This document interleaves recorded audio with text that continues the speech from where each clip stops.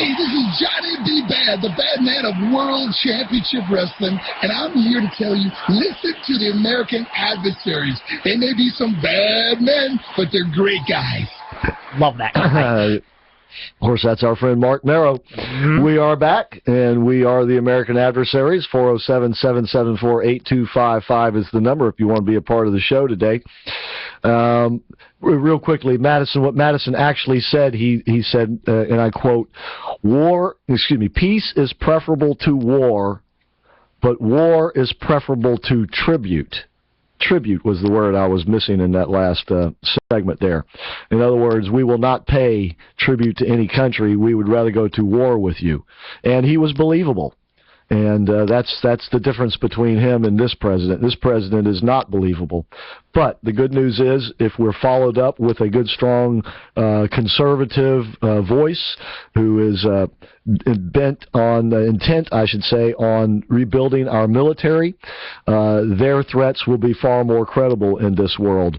And we don't always have to be there with our military force, but we do always have to have our military force. It's just good insurance. You know, you don't want to be caught without it. Okay. Speaking of being caught without it, Hillary Clinton doesn't want to be caught without the help that she can get from George Soros. Her attack, if you will, on Republicans basically is, to sum it up, her trying to position herself within her own policy. Her attack on Republicans about these voting laws that have been strengthened, if you will, around the country, including here in the state of Florida. We're one of the culprits, so to speak, because we have shortened the time of early voting that we have since Rick Scott became governor, requiring photo IDs for voting. These sorts of things is what Hillary Clinton is striking out against.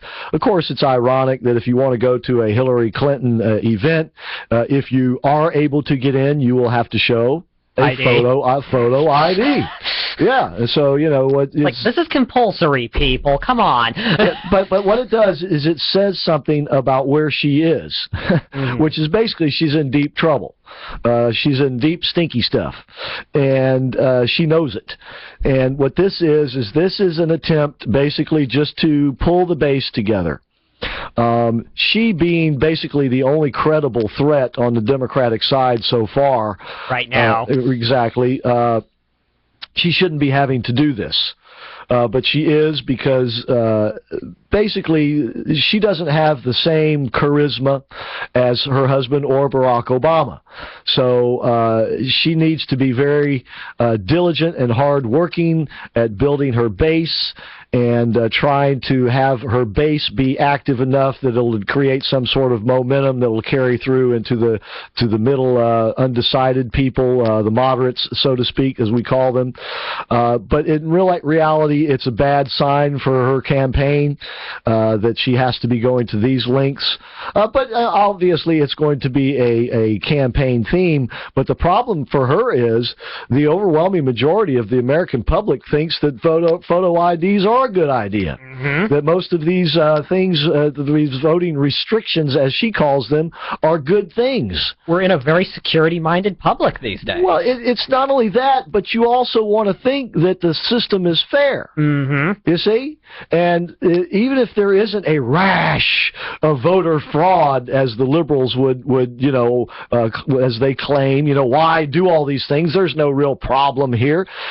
It doesn't matter if there's a real problem or not. What matters is if the people think there is a real problem or not, right? Because if they think there's a problem, it will discourage them from going to the polls. People will feel better about doing something if they feel like they're secure in doing it. And that it's fair and on the up and up. That's true. And if they're told they only get one vote, then nobody else should get more than one vote too. And if they lose confidence in that system, they'll drop out of the system, you see? And of course, this is what the Democrats exactly want. You face it a little bit. Well, yeah, see, with all their claims, what they really want is less conservatives going to the polls. And whatever it takes to get less of them to go to the polls, the better. And where George Soros comes into play in this is that he's already been ponying up millions of dollars to fight this in the courts.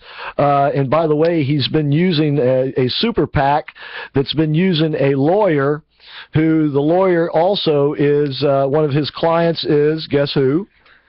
Hilary Clinton. Hilary, yeah. That's right. And the guy's name is Mark Elias. Mark Elias specializes in voter protection issues, and he was contacted and put in contact with George Soros back in January of 2014. Since then, he's been handling these legal challenges around the country to these new voter laws, and George has promised to put up another $5 million in the fight. Of course, this is peanuts. This is chicken feed when it comes down to the kind of money that they will need to make a serious impact in this. Now, obviously, it's early in the game, but to me, I think that this says something about George Soros's lack of confidence in Mrs. Clinton. I don't think he wants to pony up or at least promise up a lot of money right now because I think he knows that he'd be flushing it down the toilet, or he just might as well flush it down the toilet. I think he's saving aside money for a better candidate later on down the road. I do too. I don't think we both agree Hillary Clinton's very flashy enhancement talent. You know? Not only that, but what she has running against her is enhancement talent. Mm-hmm. And what Lucas means, that's a professional wrestling terminology. And, of course, our show we liken politics to professional wrestling around here. And you do get this enhancement talent. For instance, Bernie Sanders is enhancement talent. Martin O'Malley is enhancement talent. Who's that other guy? Javits? Or not? Oh, I forget. I can't remember his name. He's probably a jobber. Yeah, and a jobber is a guy who comes in. Basically, he's enhancement talent just to be there to get beat up in professional wrestling. They never be, they're never the champions, but they're always there, wrestling week in, week out. Mm-hmm. And but these guys are there to make Hillary Clinton look more acceptable to the middle of the road people, the moderates. Unfortunately for her, the reality is she doesn't have her base in her pocket with her yet. She's a very weak candidate. The only thing Hillary Clinton has going for her, well, she has two things going for her, and basically it's affirmative action in both cases. Her last name, Clinton, were she Hillary Rodham, nobody'd give a hoot what she had to say, and the fact that she is a female. Were not for those two things, nobody would care about this woman because she's just not a good candidate, and she's just not very smart. She's just not a smart woman.